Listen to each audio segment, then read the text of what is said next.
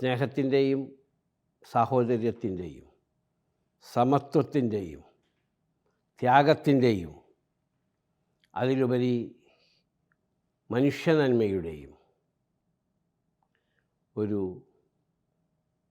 റമദാൻ ആഗതമാവുകയാണ്. റമദാൻ കൊണ്ട് ഉദ്ദേശിക്കുന്നത്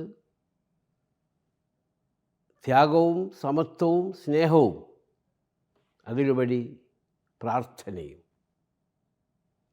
ഇതെല്ലാം സമന്വയിപ്പിക്കുന്നതാണ് റമദാൻ.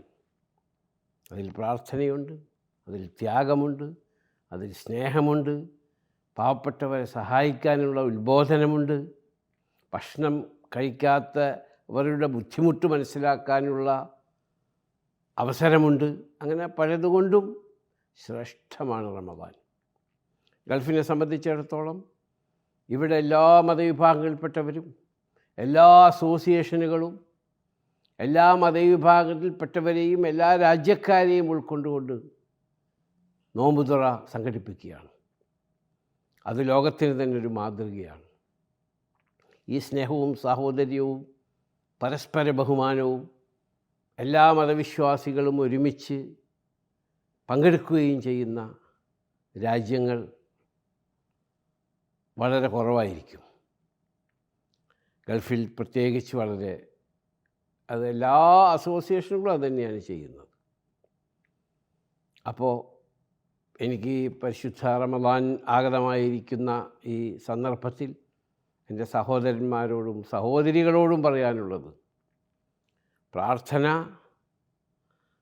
അതുപോലെ സഹായം, പരസ്പര സഹായം, കുടുംബത്തിനുള്ള സഹായം, അതുകൂടാതെ പാവപ്പെട്ടവരെയും അശരണരെയും നിങ്ങൾക്ക് എന്തുകൊണ്ടെങ്കിലും സഹായിക്കാൻ സാധിക്കും.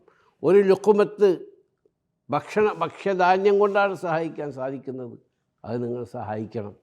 അതിൽ മതം നോക്കരുത്, എവിടുത്തുകാരാണെന്ന് നോക്കരുത്, അതിൽ നിറം നോക്കരുത്. എല്ലാ മനുഷ്യരും ഒന്നാണ്. അപ്പോൾ ആ സ്നേഹവും സാഹോദര്യവും വളർത്തിയെടുക്കുന്ന ഈ പരിശുദ്ധ റമദാനിൽ ഇത് കേൾക്കുന്ന ലോകത്തിലെമ്പാടുമുള്ള എൻ്റെ മലയാളി സഹോദരന്മാർക്കും മറ്റിത് കേൾക്കുന്ന എല്ലാവർക്കും എൻ്റെ റമദാൻ ആശംസകൾ.